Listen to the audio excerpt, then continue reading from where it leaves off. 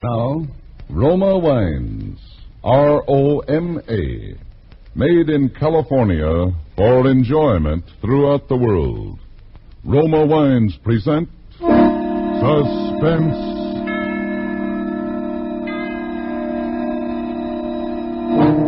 Tonight, Roma Wines bring you Mr. Keenan Wynn and Mr. Hume Cronin as stars of Double Entry, a suspense play produced, edited, and directed for Roma Wines by William Spear.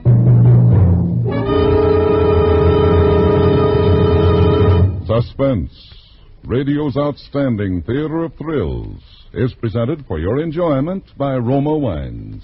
That's R-O-M-A, Roma Wines. Those excellent California wines that can add so much pleasantness to the way you live, to your happiness in entertaining guests, to your enjoyment of everyday meals. Yes, right now a glassful would be very pleasant, as Roma Wines bring you two of Metro-Goldwyn-Mayer's deftest comedy players, Keenan Wynn, who is currently being seen in What Next, Corporal Hargrove, and Hume Cronin, soon to be seen in Letters for Evie.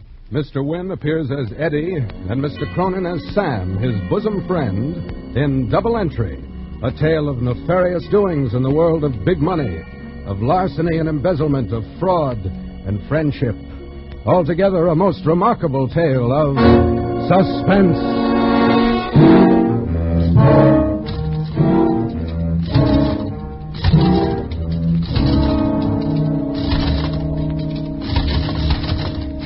Yeah, it always balances in the double entry system. If it don't, you hang around till it does. That's what I've been doing all my life, keeping books. Oh, it's fascinating. Positively fascinating. You know, I'll bet in my day I've written billions of figures. Hundreds of billions. And cash. Say, I've handled so much cash, my fingertips are calloused. Once I even got water on a thumb from licking it to count money. But so what? What's cash? Handling cash is just the same as adding figures. A job. Then, one day, something happens that makes you look on things different. There's no excitement in an office, no danger, no heroism, no adventure, not much chance to risk anything, to do something for a pal. Behind an adding machine, you can't tell men from mice without a scorecard. So, if a guy gets in a jam, and he gets a chance to do a favor to help a pal out who is in a jam, well, maybe you look on cash a little different. All of a sudden, cash is more than pieces of metal and bits of green paper. It's socially significant. That's what it is. Eddie, hand me the Dixie cup, will you? Yeah. Your ulcer's bothering you again, Sam? Yeah, bad. These ledgers are driving me nuts. You got the wrong temperament for an account. You shouldn't let it get you down. Things can't go on like this, Eddie. Huh. Hey, what's the matter? Alice? Alice don't understand you. No, Alice don't understand me. Well, that's because you don't understand her. Will you shut up? Sometimes you're so smug. On a layoff, Sam. You can't go on like this. Like what? Well, you're grouchy all the time. You got something on your mind. Alice don't understand. Well, try me out. I won't throw no dishes at you. Well, no. No, I can't tell you. Wouldn't matter anyway. You can't do anything. Just telling your troubles helps sometime. Go on, talk, Sam. Talk, Sam. Okay, it's the auditors. But them guys, don't let them worry you. You're running this office, ain't you? You tell them, don't let them tell you. I'm telling you, Eddie, they're getting awful close. What are you talking about? They're driving me nuts. Well, why, Sam? I'm light, Eddie. You mean? The books. They're light. They're short. You mean? I'm a crook, Eddie. An embezzler. And they're going to get me. Those auditors, they're onto me. I know they are. I can feel them getting closer. Now, after 9 years, they're on my trail. You a crook, Sam? I don't believe it. I wish I was dreaming. Why, Sam, you're the fair-haired boy around here. All you got to do is ask. Ask who? Bartholomew? That tight It's Alice. She's to blame, I know. She wasn't satisfied with your salary. She wanted ermine capes, diamonds, a box at the opera. Oh, I know. She drove you to it. 9 years. Hey, how much did you take in all that time? $100,000.11. Where am I going to get that kind of money? I can dig up the 11 cents. Ah, wisecracks.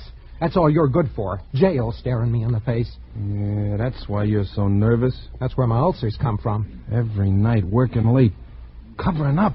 Sweating, worrying, thinking of suicide. 9 years ago. Well, she made you do it, Sam. That's right. I told her I was playing the market, and I was. Yeah, but the stock's dropped. Out of sight. So you bought more. And more. And then? Yes, Mr. Bartholomew? My master's voice. Yeah, Bartholomew wants to see you. Well, wag your tail, Fido. Wag it. Can't even drag it.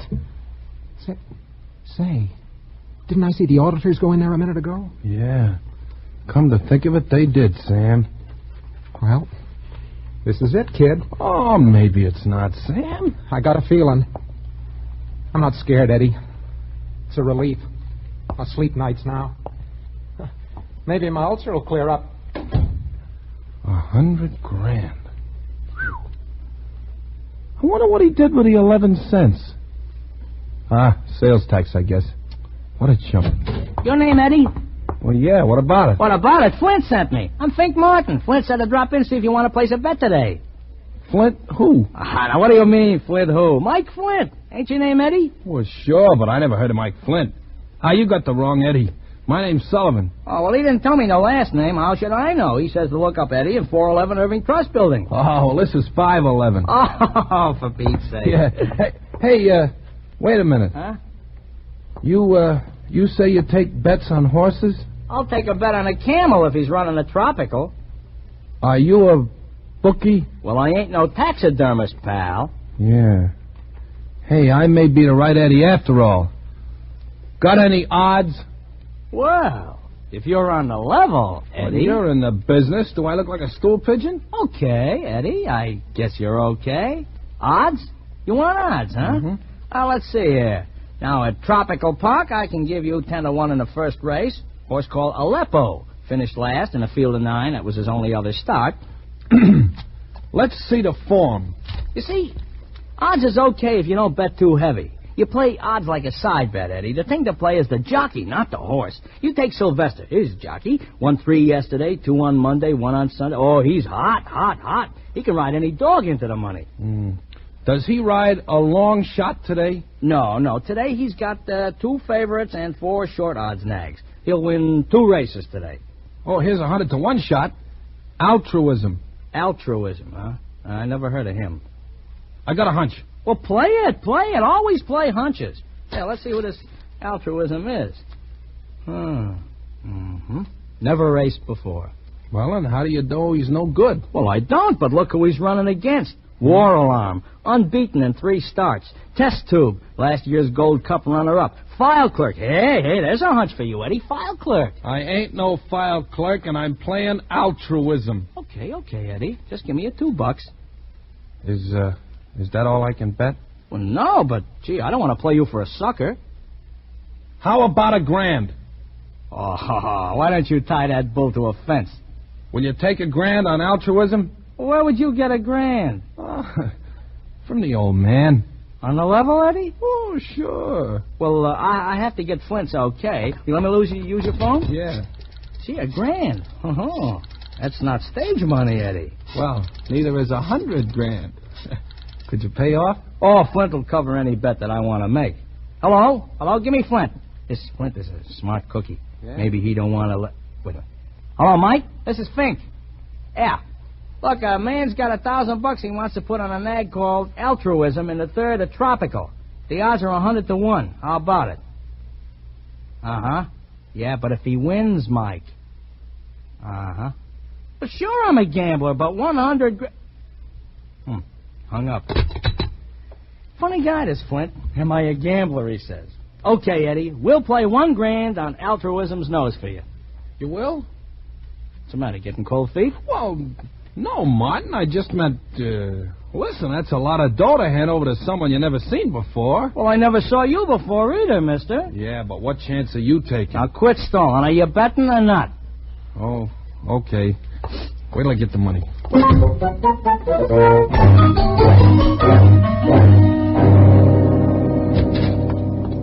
Here it is. You got it? 100, 2, 3, 4, 5, 6, 7, 8, 9, and 10 makes 1,000. Thanks, Eddie. What's the matter? What you shaking for? Is this your life savings or something? Oh, no. There's lots more where this come from. Oh, of course. The old man has a wad of it behind his ear. Yeah, that's it, Fink. Hey, you're a card. Hey, what are you rubbing them bills on that sheet of white paper for? Well, if the green don't come off, the bill is no good. No good? Counterfeit. Here, look at this. A phony. You better tell your old man to give you another one. Is this counterfeit? Certainly. Look at General Grant there. His nose shouldn't happen to Jimmy Durante. Yeah, well, wait a minute, Fink. Oh, what a setup. Just like that. Give me $1,000, Pop. I got a hunch my ship is coming in at Miami this afternoon. Oh, what a setup. Here I think. Yeah, thanks, Eddie. That's more like it. You tell your old man to pass that phony C-note in church. Yeah, well, here's my card, and here's your ticket. Now, you hang on to that. Might be worth $100,000. Okay, Martin. Hey. Are you all right? You look kind of green. Oh, you just been looking at too much dough, Martin. Well, maybe. Okay, you drop around this afternoon, about 3. Your dog is running then. Mm-hmm. And, just call me Fink. Well, so long, Fink. So long, Eddie. Hello? Sullivan, this is Mr. Bartholomew. Yes, sir. Speak up. Yes, sir. That's better, Sullivan. Sullivan, I want you to send a nice new $100 bill to St. Paul's Church in Scarsdale. A Christmas gift. Put it in a plain envelope and write Joyox Noel on it. Wrap it in a piece of paper so no one will know what it is at the post office. I want to send a nice little anonymous gift as a surprise. Nice, crisp $100 bill. Oh, I know just the one, Mr. Bartholomew. What's that? Yes, sir. Hey, Eddie. Eddie, it's okay. I got by. What? I'm clear. The auditors missed it. Hey, what's the matter? Aren't you glad? You mean you ain't going to jail? Not this year. Are you sure, Sam? Positive. The auditors are through. Not a chance of getting caught. Not a chance, Not Sam? a chance, Eddie. Well, there could be a slip-up. No, there couldn't. What's the matter with you? Say, aren't you glad? Oh, sure. Look, I'm doing handsprings. Boy, oh, boy. Of course, it doesn't solve things completely. Yeah, you said it. I'm still short. But that's okay. Oh, sure. I'll think of something. I got a whole year. Well, I'm very glad. I don't get it, though. Bartholomew buttering me up. He says, we know everything's in good shape, Sam. No use putting those auditors to any more trouble. Just have them check the cash, and that'll wind it up. The cash? Sam, will you hand me that Dixie cup by the typewriter? Sure. You dry? Very. Say, what's on your mind? Just 2 or 3 years, that's all. Now I suppose you're going to tell me that you've been swiping postage stamps. Oh, no, nothing as bad as that. Look, I'm your pal, Sam. Sure. I'd do anything for you. I know, Eddie. Then talk sense. Well, I hated to think of you in Sing Sing for 6 months, Sam, so I'm going there myself for a few years. What are you saying? I swiped $1,000 and bet it on 100 to 1 shot at Tropical Park, Sam. You swiped? Oh, no. Oh, no. No! Eddie, you're kidding me. No, I did it for you, Sam. A guy don't get a chance to prove his friendship very often. Friendship? You talk to me of friendship at a time like this? Oh, we might as well be in Sing Sing right now. Yeah, and me the longest. I hope so, of all the dumb tricks. Didn't make any entries, I suppose. Nope. I just took it. How'd you come to bet on a horse? What bookies do you know? Here's his card. He just happened in by accident. A 10-ton truck should just happen in by accident and run over you. Well, maybe he'd give it back, Sam. Oh, sure. Sure, bookies are that way. Philanthropists, all of them. Probably no such address as this. Now, don't be hard on me, will you, Sam? After all, I risked my own neck to save yours. No greater love. Maybe this horse will win. Yeah, maybe Alf Landon will, too. Well... Oh, shut up. Take an entry in the books. Then we'll pay Mr. Fink Martin a call. Friendship. Yeah, friendship. Well, we're in this together, pal.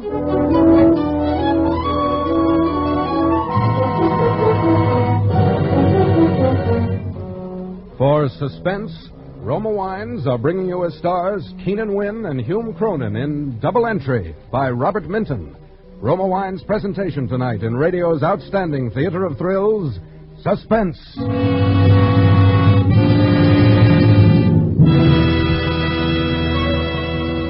Between the acts of suspense, this is Truman Bradley for Roma Wines. One of life's most embarrassing moments is to be caught with nothing in the house when guests drop in, especially during the Christmas season. That's why smart hostesses make sure of gracious hospitality by keeping delicious Roma California port on hand all the time. Yes, Roma port adds true warmth to any welcome. So pleasureful, too, at the end of a meal. Enjoy Roma port often, with its glowing ruby brilliance, fine fruity fragrance, and rich nectar-like natural sweetness. Like all Roma wine, Roma port is a true wine, crushed from choice grapes, grown in California's finest vineyards. Then, unhurriedly, guided to glorious perfection by Roma's age-old winemaking skill, bottled at Roma's famed winery. Get Roma port tomorrow and enjoy Roma's delightful taste luxury.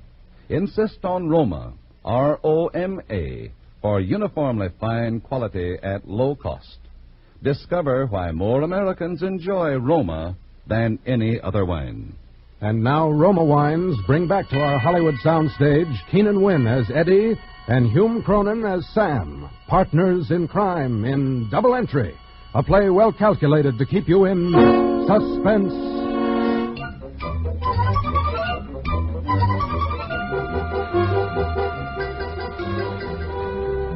On the subway up to the bookie's place, I didn't say a word. I just stared at the ads, and I kept thinking of how I'd messed things up and wondered what Sam was thinking.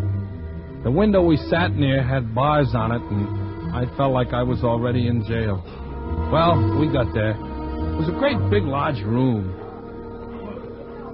Well, if it ain't the millionaire bookkeeper. Hi, Eddie. Oh, hiya there, Fink.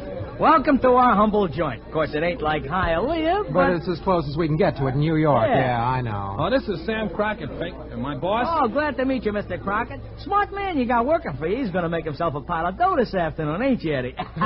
Look, Martin. This is all a mistake. Eddie had no business betting $1,000 on a horse. The fact is, he wasn't his money. Oh, I know that. It was his old man's. He stole it from the company. No, Eddie, would you do a thing like that? Uh-huh. Well, I am surprised. I thought your old man ran the place. He was trying to help someone, so... So he helped himself to $1,000, huh? Martin, give us a break and return the money. We'll both go to jail if we don't put it back. At Tropical Park in the 6th, scratch Doughboy, number 624. Gee, I'm sorry, fellas, but I can't do nothing about it. I've turned in the dough already. I just work here. I can't get it back. You gotta help us, Martin. Well, I'd like to, Crockett, but, gee, how can I? Look, this is a business. Supposing I ask the boss. He says it's a contract. He can't back out, neither can you. Where would we be if we asked you to take your money back? Yeah, but don't you see we'll go to Sing Sing 1 Fink? minute of post time for the 3rd at Tropical Place. Your bet's Look, now, boys. maybe those bills were counterfeit, huh? You know, you can tell the cashier the dough's no good, Oh, huh? how can I, Eddie? He can spot a phony from 50 yards. The auditors are checking our books now, Martin. Well, all I can say is I'm sorry, and, well, I hope this nag You're wins at for you, the but post I in can't the do a 3rd thing at about it. Tropical Park. We're sunk, Eddie. Sounded like you meant it, huh? Well, so what? Let's go. Well, ain't you interested in hearing the race over the loudspeaker? No. Well, I am. It's me that started this whole thing, and I'm gonna get my money's in worth. the third, a correction. Sylvester is riding altruism. Hey, did you hear that, Sam? You mean we got a jockey? Oh, now, don't be funny. This guy Sylvester's hot. He's winning 2 or 3 races a day. Tropical in the third, they're away at 3:17. Hey, they're off. I got ears. Yeah. At the quarter, it's a Wallalon by a head. The dive bomber is second. Calumet Pal is third by a half a length. Dunnan is fourth. The Westwood Ho is fifth. The File Clerk is sixth. And the Valiant Ned seventh. The Mashie Niblick is eighth. Timid Soul is ninth. Golden West is 10th, and Test Tube Auction Block Early Riser, and Altruism. No wonder you got 100 to 1. There's 100 horses. Yeah, that's not a race. It's a caravan. Last place. Now, are you satisfied? Okay, Sam, let's go. Man of War couldn't win in a crowd like that unless he cut across the infield. Oh, you sure pick 'em. Well, come on. What are you waiting for? I'm not waiting. Hey, quit pushing me. Am I pushing you? Valiant Ned by a length. War Alarm is second by 2. Test Tube is third by a nose. Dive Bomber is fourth, and Dunnan is fifth.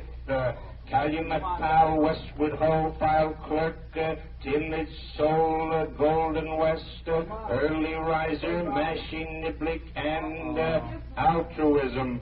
Auction Block has dropped out. That nag is taking the pause that refreshes. Well, he's come up.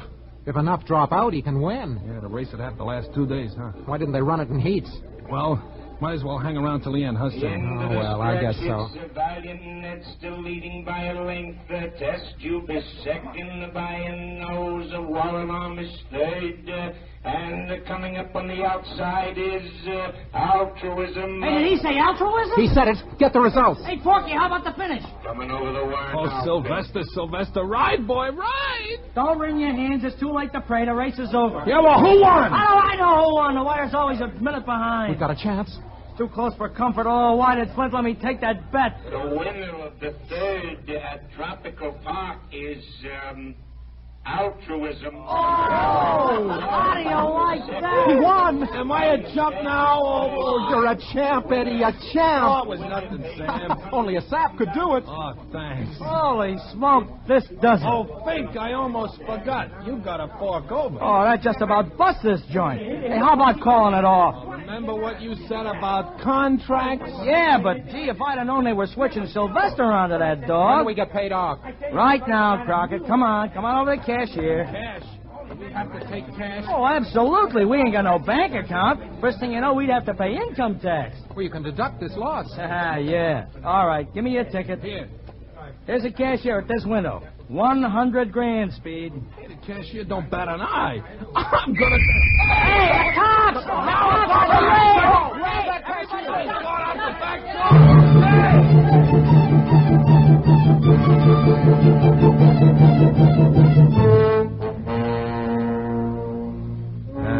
The cops jugged everyone in the place, thinking the other gamblers got away with the 100 grand. We had to wait until morning for a trial. Every silver lining has a rip in it. I don't see how they got away. I'm sore. We sit here in the can, and they're off with all that dough. Well, we were framed. This whole thing was planned. You're crazy. How did Martin know altruism would win? Can't turn on a police raid like a shower bath. Well, how are we ever going to find those guys? We won't. And if we do, it won't do us any good because you haven't got the ticket anymore. Even if you have, you couldn't force them to pay. Gambling isn't legal, you know. Oh, that's nice, dreary music. Might as well get used to it. We'll be living in quarters like this for quite some time. Hey, here comes the keeper. You got a visitor, boys. Huh? An auditor. Name of Martin. Think Martin. Hiya, boys. Well, you coming to pay us off? Well, not exactly, no. You see, Mike, the boss, he don't want to pay. Oh, you wouldn't chisel, Fink. Oh, no. On the level, I thought this guy Flint was square. Now he's welching on all his debts, and he's blowing town. He's got $1 grand of mine. Oh, that's a great story, Martin. Well, I don't have to tell stories, do I? I could have stayed away from here, Crockett. It's nice to see you again, Fink. Still taking bets? All right. Will it shut you up, Eddie? Hey, $1,000. Yeah, $1,000. It's all I got. It's my own dough. Well, that's the best I can do, Eddie. Hey, guard, let me out of here. Gee, I don't know what to say, Fink. Say no to the next bookie you meet, Eddie. Them nags is poison. Well, it was fun for a while, Fink. I wouldn't take your dough, but... Say no more. Put it back where it came from, Sam, and try to forget you ever seen me.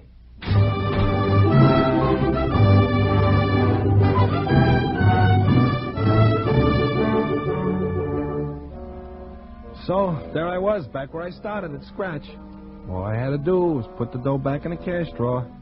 The next morning, after paying a $10 fine, we took the subway downtown. Sam read the paper, and I just stared at the ads, as usual. Quite a story about altruism. Picture Sylvester here, just a kid. 19, weighs 105. Hey, look at that ad. It says, spell it backwards.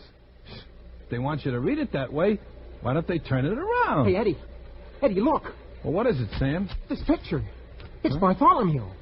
They've arrested him. Well, what for? Embezzlement. But that's you, Sam. Hey, listen to this. Mr. Bartholomew confessed to having embezzled company funds to the tune of $250,000 when auditors discovered a shortage in cash of $1,000. So that's why he was hurrying those guys around. Well, let me see. What a business. Everyone in it is a crook. What? Hey, Sam, where you going? Back to the police station. I'm giving myself up. Giving yourself up? You're nuts. No, Eddie. I'd never sleep again if I escaped scot-free. Besides, I'd like to get away from Alice for about 6 months. Yeah, but Sam!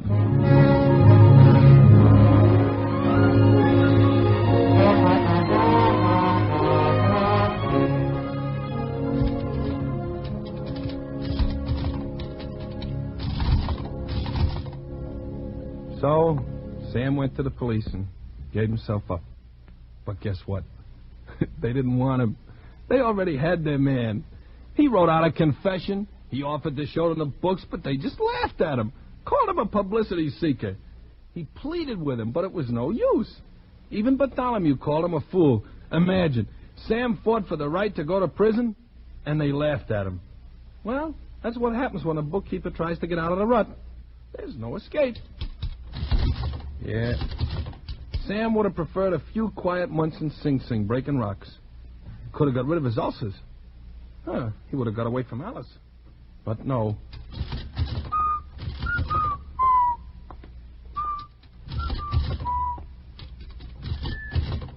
Hey, Eddie. Hand me that Dixie cup, will you? Oh, your ulcers bothering you again, Sam? Yeah, something awful. These ledgers are driving me nuts.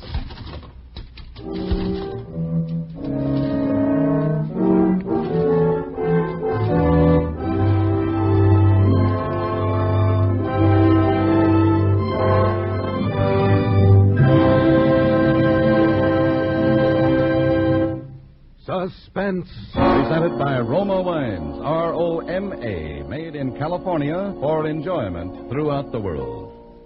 Before we hear again from Keenan Wynn and Hume Cronin, the stars of Double Entry, tonight's suspense play, this is Truman Bradley with a word to the men from famed hostess Elsa Maxwell. If you are a typical male who has put off Christmas shopping until the last possible minute, here's a life-saving suggestion. Delight your friends, complete your shopping in an hour, and know your gifts are in excellent taste. Give Roma wine. Yes, there are taste-tempting Roma wines for every occasion. For entertaining, choose Roma California Sherry, Port, Muscatel, or Tokay. For added mealtime pleasure, give Golden Roma California Sauterne or Red Burgundy. And if you want to say Merry Christmas in a grand style, say it with the continental smartness of Roma California Champagne or Sparkling Burgundy. Whether your gift of Roma wine is a bottle, several, or a case, you know when you give Roma, you give a true wine, unvaryingly good always. And Roma's low prices will surprise you pleasantly. So, for good living and good giving this Christmas, insist on Roma, R-O-M-A, Roma wine, made in California for enjoyment throughout the world. This is Keenan Wynn. And this is Hume Cronin. Joining together to wish you a very Merry Christmas. Next Thursday, same time, Roma Wines will bring you Miss Marcia Hunt as star of Suspense, radio's outstanding theater of thrills. Produced by William Spear for the Roma Wine Company of Fresno, California.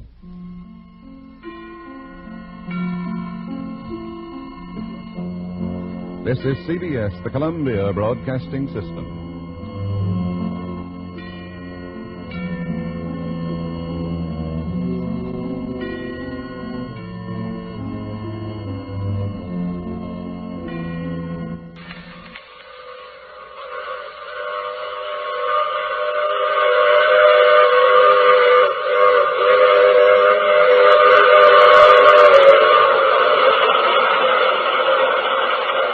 The Mutual Broadcasting System presents The Mysterious Traveler, written, produced, and directed by Robert A. Arthur and David Coyne, and starring two of radio's foremost personalities, Leon Janney and Ann Shepard, in Christmas Story.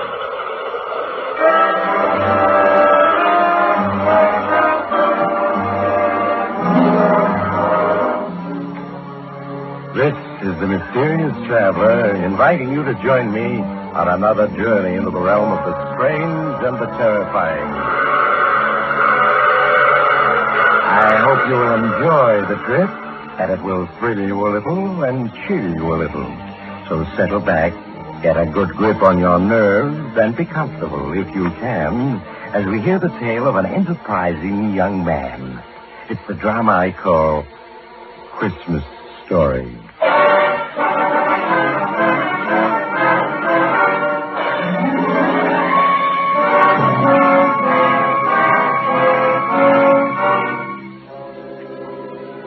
The name is Steve Farrell, and I've just gotten through playing Santa Claus. Yeah, you're looking at a guy who really played it to the hilt. It all started last month in Seattle. I was out of a job and down to my last few bucks. I was looking through the morning paper when I noticed this small ad in the personal column. Driving to New York, November 15th. Man wanted to assist in driving. Free transportation. Paul Harris, Hotel Royal. Well, I'd always wanted to see New York, and this was as good as any way of getting there, so I went up to this Hotel Royal to see this guy, Harris.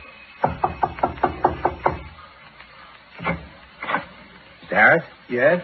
My name's Farrell, Steve Farrell. I read your ad in the morning paper. Oh, yes. Won't you come in? Thank you. If you haven't already found someone to help you drive to New York, I'd like to offer my services. Well, as a matter of fact, I haven't. Can you leave for New York a day after tomorrow? Sure, anytime. Well, good.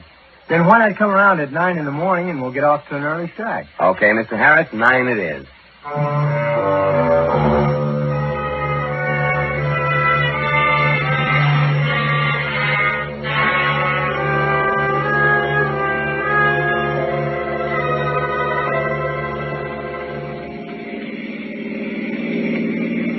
Let me know when you're tired driving, Mr. Harris, and I'll take over. Thanks, I will. Why not call me Paul? Okay. Steve is my first name. Lewiston, 30 miles. Lewiston, that's Idaho, isn't it? Yeah, we're just crossing the state line into Idaho. Oh, this is all new to me. I was born and raised in Alaska. This is my first trip to the States. Well, you're going to see a lot of scenery between here and New York. Yes, I'm looking forward to it. Life must have been pretty rugged in Alaska. Oh, it was. My parents were homesteaders. I never saw a city until a week ago when I arrived in Seattle. How come you're going to New York? Well, my parents died last year, and my grandfather, whom I've never seen, wrote asking me to come visit him. You never seen him, huh? No, there was some sort of squabble between my parents and my grandfather before I was born, and they went to Alaska. And in all the years since then, my grandfather never wrote to them. Sounds like a stubborn guy. Yeah, he sure does. What are you going to New York for? Oh, mainly to look for a job. And I've always wanted to see the big city. And so have I. Do you mind taking over now, Steve? My eyes are getting tired. Be glad to. Just pull over to the side of the road. It's a long way from Seattle to New York. There wasn't a radio in the car, so we just talked. And mostly we talked about Paul, his life in Alaska, his parents, his grandfather. By the time we hit Columbus, Ohio, there wasn't a thing I didn't know about the guy. And from what he told me, his grandfather was loaded. And even more, he was the old man's only relative. It was obvious the kid was walking into a fortune. Yeah, some guys had all the luck. So these are the Allegheny Mountains? Yeah. Better take it easy, Paul. The road's a little slippery. Okay. How much further to New York? 250 miles. It's getting dark. We better stop for the night at the next tourist court. All right. Oh, we should be able to make New York by tomorrow afternoon. Yeah, easy. What are you going to do when we get there, Steve? Start hunting for a job. Look, Steve, why don't you come to my grandfather's house with me? I'm sure he won't mind putting you up for a few nights. Oh, thanks, kid, but don't worry about me. I'll be all right. Steve, I don't want to lose track of you. I thought we were friends. Sure we are. As soon as I get located, I'll let you know where I am. You know, I thought this being your first visit to New York and mine, we might see the town together. You know, the Statue of Liberty, the Statue Empire. of Liberty. Yeah, sure. Yeah, well, we're the same age. I'm afraid I haven't been around very much. I guess it's like you said, I'm strictly from the woods. Just 1 year in New York and you'll be hep to everything. Your eyes bothering you? Yeah, a little. You better let me take over when you get to the bottom of this mountain. Okay. You know, you ought to see an eye doctor. Your eyes seem to get tired awful quick. Well, the truth of the matter Hey, is... look out, kid. We're starting to skid. No, don't jam on the brakes. That only makes it worse. Reverse your wheel. I have. See, we're skidding off the road toward the mountain. Give me that wheel and do as I say. We're out of control. We're going over.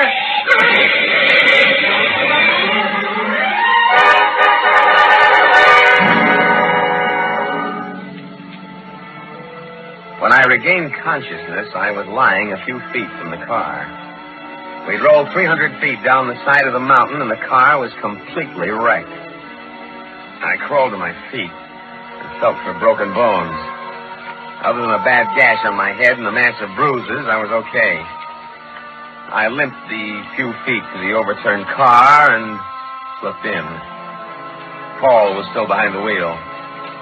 Even before I reached for his pulse, I had a feeling he was dead. Paul's luck had run out. He'd never see all that dough that was waiting for him in New York. Yeah, it was then that it came to me. I hadn't wished the guy dead, but now that he was, and nobody in the States knew Paul or what he looked like, and on the other hand, I knew everything about him. Well, it was a gamble, all right, but there was a fortune in the kitty. I went to work switching our clothes and all identification. Just as I finished, the state police patrol car came along the mountain road and spotted the wreck. They took me to headquarters, where I made a complete statement. A couple of hours later, I grabbed a train for New York.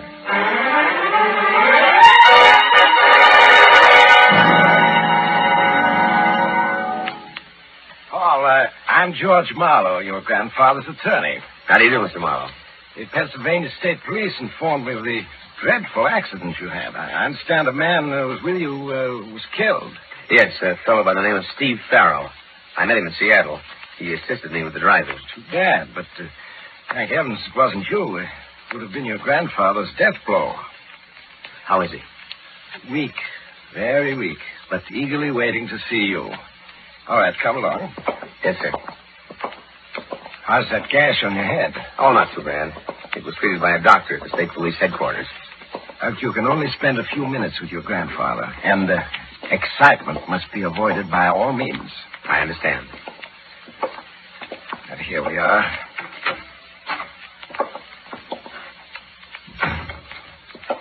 How is he, Joan? He's much better this afternoon. Good. Joan, this is Paul Harris. Paul Joan Dietrich, your grandfather's nurse. How do you do? Hello. Paul. Is that you, Paul? Yes, sir. Come over here where I can see you. Yes, grandfather. So, you're Paul, my grandson. Yes, sir. Sit down by my bed and let me look at you. All right, grandfather. You don't look like your mother. Must take after your father's side of the family. Yes, I do. That bandage. What happened, Paul? Well, I was in an accident, but it's nothing, just a scratch. Yeah, you're sure? Yes, of course. I suppose you're wondering why I sent for you after all these years. Cutting off your father. Does it matter now? The main thing is, I'm here. You know, lying here for months, I've had a great deal of time to think things over. I was wrong, Paul. Your mother, she had a perfect right to marry anyone she wished. It was only my stubbornness that prevented the reconciliation. We all make mistakes. Yes, but 30 years of not seeing my own flesh and blood. It's been lonely, Paul. So lonely. And all my fault. But you're not alone anymore. I'm here. Yes, Paul, yes. What little time I have left, we must spend together. I think that's enough for now, Mr. Marshall. Paul can come and see you later, after your nap. Just a few more minutes, John. After your nap. Oh, she's a wonderful girl, Paul. But a tyrant. Come see me as soon as I'm awake. All right, Grandfather. Now, let me fix your pillows, please. Just your being here seems to have helped him, Paul. What do the doctors say, Mr. Marlowe? A week, a month, several months at the outside. That bad, huh? Yes. Well, you must be tired after your trip. I had your suitcase taken to your room. Do you have any other luggage on the way? There's a small trunk coming, but it won't be here for weeks. If you need any money, just let me know. Your grandfather's placed a considerable sum at your disposal. Thanks. But I still have $2,000 left of the $5,000 he sent me. Very well, Paul. Remember, if there's anything at all you want, just let me know. Yeah, I was in. There was no question that I'd passed as Paul Harris. And why not? I had all the answers, and I was playing it careful. I walked through room after room of that Fifth Avenue mansion, knowing that within a matter of months it would be mine. In the weeks that followed, not a day passed that I didn't spend a few hours with the old man. He liked me, I could see that. And the funny thing is, I liked him, too. During our little chats, there were times I felt I was his grandson. And sitting in at these little sessions, not saying much, just watching with those gray eyes of hers, was Joan Dietrich. She was one lovely dish. And I could feel things building between us. Whenever she got an evening off, we went out together. Having a good time? Wonderful. I love dancing. Why, Mr. Harris, what are we doing out here on the terrace? The music's in there. Too many people in there. You know, if you don't make a pass at me soon, I'm going to get discouraged. Ours is a short acquaintance. 3 weeks. What's the time have to do with it? The day I walked into my grandfather's room, first saw you, you knew this moment would come. Oh, darling. I feel the same way, baby. So I was flying. Love me? You know I do. And why the tears? Oh, I do love you. And I want to believe in you, but I'm so confused. So confused. About what? Go on. I want to hear. Are you really Paul Harris? What makes you ask that? In your talks with Mr. Marshall, several things you said seemed strange. Such as? Well, your grandfather spoke of a restaurant in San Francisco, and you said you knew it.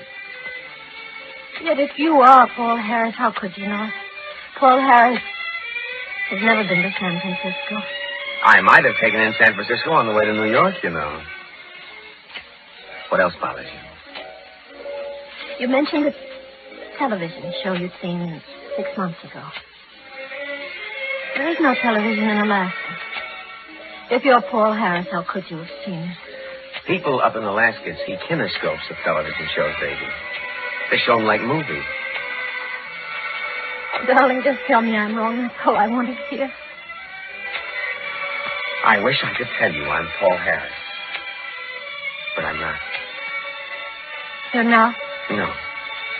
The name is Farrell. Steve Farrell. Steve Farrell? Wasn't that the fellow that was killed in that... It was Paul Harris who was killed. You changed identity. Yes. Oh, how could you? How could you?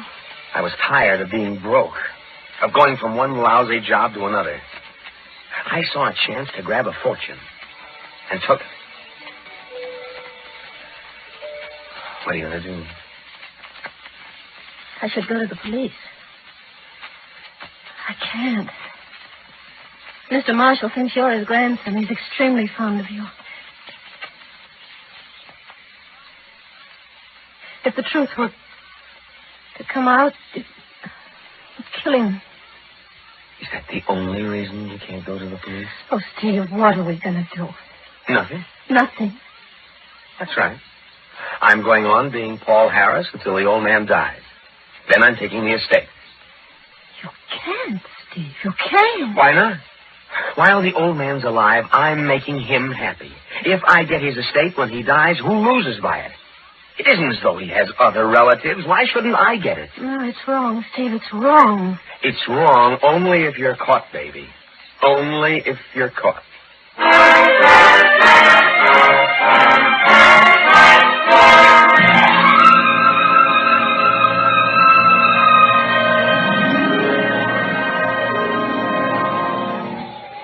Hello, baby. What you doing up here on the roof? Just getting a little fresh air while Mr. Marshall sleeps. How is he? He can't last more than a few days. Who you crying for? The old man? Or me? Both of you. Oh, Steve, ever since the other night when you told me, I haven't been able to think of anything else. It's wrong, Steve. It's so wrong. Who am I hurting if I get the estate? I deserve it if anyone does. At least I'm making the old man happy in his last hours. What is your course? Do you realize they'd send you to prison? That's the chances you take, baby. Besides, who's going to get wise to me? There's Mr. Marlowe, and he's nobody's fool. Just one little slip, Steve, and he'll be on to you. Marlowe's a sharp citizen, all right, but I don't intend to make that one slip. Oh. Someone's coming up onto the roof. Hello, you two. Thought I'd find you up here. Hello. How are you, Mr. Marlowe? Quite well, thank you. I understand Mr. Marshall's asleep. Yes, I left Mrs. Walker to look after him. He should be waking up soon. Hey, we better go down. My grandfather had... Oh! What's the matter? Something in your eye, Paul? Yes, it's a cinder. Oh, left eye, huh? Yes. Well, stop rubbing it. Put your handkerchief over it. That's it. It stings like the devil. Go on over and sit on the chair. And I'll try to take it out for you. You want me to assist you to the chair? No, I can still walk.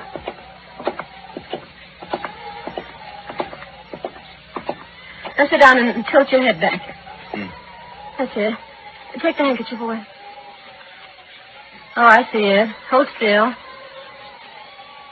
There. I got it. Thanks, John. I think we'd better go down now. Yeah, okay.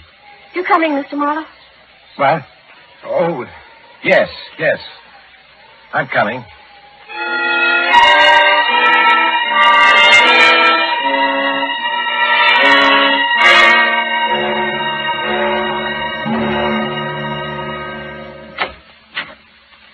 Mrs. Walker said that Mr. Marshall was asleep and she looked in on him a few minutes ago. Seems he's still sleeping. Perhaps we'd better leave and wait until he wakes. No. I'm going to wake him. It's time for his medicine. Mr. Marshall? Mr. Marshall? Time for your medicine. Mr. Marshall? What is it, Joan? There's no pulse. Are you sure? Yes. He's dead. Well, at least the end came peacefully. He died in his sleep. Joan took the old man's death hard, and I felt pretty upset myself, even with all that dough waiting. As for Marlowe, he was his usual efficient self, looking after all the details of the funeral. Maybe it was the tension I was under, but Marlowe seemed changed to me. He wasn't quite so friendly. And sometimes I turned to find him watching me, giving me the cold eye. I couldn't be sure whether it was my imagination or not. After we got back from the funeral, I was in my room when there was a knock on the door. Come in. Oh, hello, Joan. Come in. Mr. Marlowe's downstairs in the library. Wants to see you. Close the door. Anything wrong? Plenty. Whose trunk is that you're going through? Paul's. It arrived this morning while we were at the funeral. Steve, what's wrong? I've just been going through some of Paul's personal papers. I knew, of course, that he was 4F in the draft, but I never knew why. What are you trying to tell me? Paul was 4F in the draft because he was blind in the right eye. Blind in the right eye? Yes. That's why I've been getting the cold shoulder from Marlowe these past 3 days, ever since the afternoon we were on the roof. I don't understand. Somehow Marlowe knew that Paul was blind in the right eye, and when I got that cinder in my left eye, I covered it with my handkerchief. You told me to walk across the roof to the chair, sit down. Oh, yes, I remember. At that point, Marlowe offered to lead me to the chair. Knowing you were blind in the right eye and had your left eye covered with a handkerchief. Yes. When I walked over to the chair without hesitation, that must have started him thinking. Oh, Steve. Now, don't get panicky, baby. Marlowe can't be sure he's right. At the moment, he's just suspicious. But if he really investigates... I've got to kill the suspicion in his mind. Stop him from doing any checking. But how? I don't know yet. Well, come on, he's waiting for us in the library.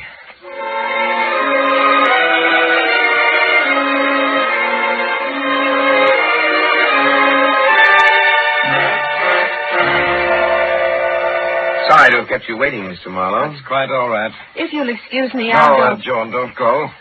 No reason why you shouldn't hear what I have to say.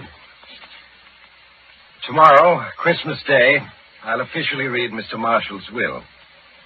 However, I don't think I'm violating a trust in telling you the contents of the will. 2 weeks ago, Mr. Marshall had me draw up a new will, leaving his entire estate to you, Paul. I see. He was quite taken by you. Felt that you were a credit to his name. Why are you crying, Joan? Nothing. As administrator of Mr. Marshall's will, it is my duty to see to it that the heirs, or heir, receive their just inheritances. This duty I shall fulfill. I understand. I am responsible under law for the awarding of the huge estate left by Mr. Marshall. I shall have to... Is your eye troubling you? You've been doing nothing but rubbing it since you came into this room. Sorry, Mr. Marlowe. As you know, I'm blind in my right eye, and now and then my left eye feels quite strained. Particularly at a time like this. My grandfather's death, the funeral. You understand? Yes. Yes, of course. You were saying? What? Oh, well, it's not important at the moment. I'll be here tomorrow at 3 for the reading of the will. I'll see to it that all the servants are here. Very well. Good night, Joan. Paul? Good night, Mr. Marlowe. Good night. Steve? He's confused. That business of the eyes. He doesn't know what to think now. Yeah, it stopped him for the moment. But only for a moment. Hard to tell. But I've got to do something once and for all to convince him I'm Paul Harris. No, I didn't get to sleep that night. I just tossed and turned, trying to come up with an angle that would kill Marlowe's suspicions. Maybe that business of rubbing my eyes had satisfied him, but I had to make sure. It was a difference between being handed a fortune and a prison sentence. This afternoon at 3 o'clock, the servants, Joan, Marlowe, and myself gathered in the library. The whole thing was over in an hour. The servants all congratulated me and left the library, leaving only the three of us there. I should like to offer a toast to Mr. Marshall's memory, if you'll permit me. Of course. This was his favorite sherry. Joan? Thank you. Paul? Thanks. Here's to Peter Marshall, a man who lived honorably, died honorably. May his heir be worthy of him. As the three of us raised our glasses to our lips and drank, I could see Marlowe watching me over the brim of his glass with those cold blue eyes of his. We set down our glasses, and I turned to give Joan a cigarette. Out of the corner of my eye, I saw Marlowe pick up one of the 3 wine glasses. Suddenly, I realized it was my glass he picked up. He held it casually, almost as if he didn't know he was holding it. In that moment, I was going nuts, trying to guess whether he was satisfied that I was Paul Harris or he was still suspicious and going after me. My fingerprints were on that glass, and the Army had a copy of those prints in Washington.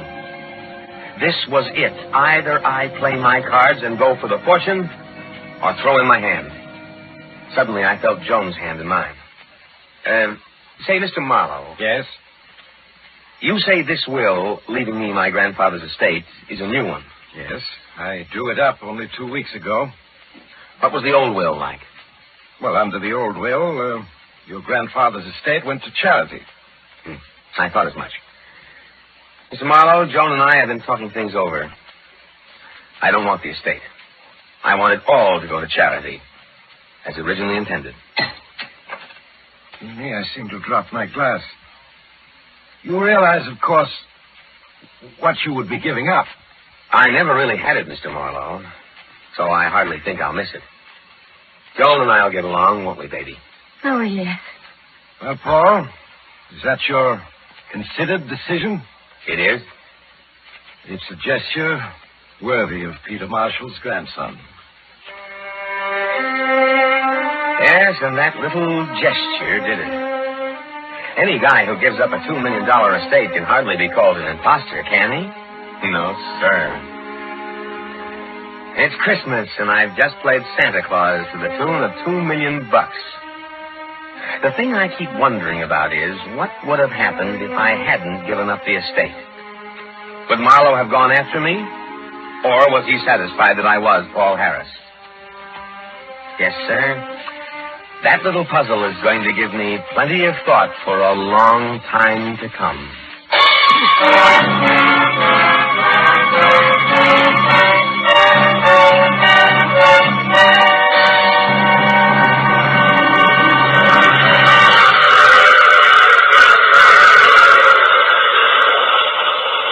This is the Mysterious Traveler again. Did you enjoy our trip? Or what happened to Paul Harris? Or rather, I should say, Steve Tang? He and Joan were married, and the poor fellow's now working at an honest living. Yes, sometimes he thinks of the $2 million estate he gave up. But then with taxes what they are, what could he have kept in any case? Only a fortune. Which reminds me of a story in which another enterprising young man allowed himself to be killed for the sake of acquiring... Oh, you have to get off here. I'm sorry. But allow me to wish you a Merry Christmas before you go. And remember, I take this same train every week at this same time.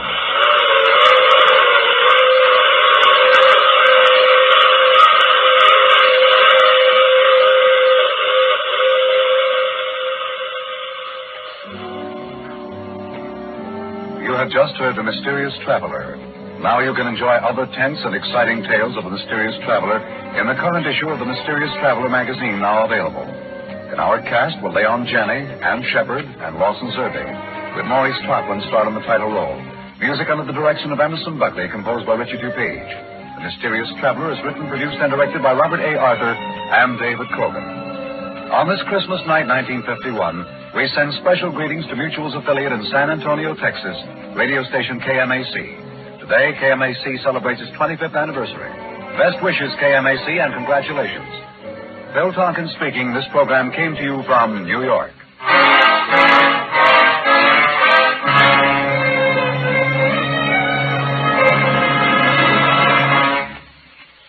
Here, the 27th consecutive renewal of the East-West game and the annual Blue-Gray game. It's another Mutual listening must. Not just one, but two of the season's biggest intersectional gridiron clashes will be aired for the sports-minded American listening public on the afternoon of Saturday, December 29th. The greatest names of the 1951 collegiate grid season are on the rosters of the competing squads. Remember, the action starts Saturday over most of these same stations. This is the Mutual Broadcasting System.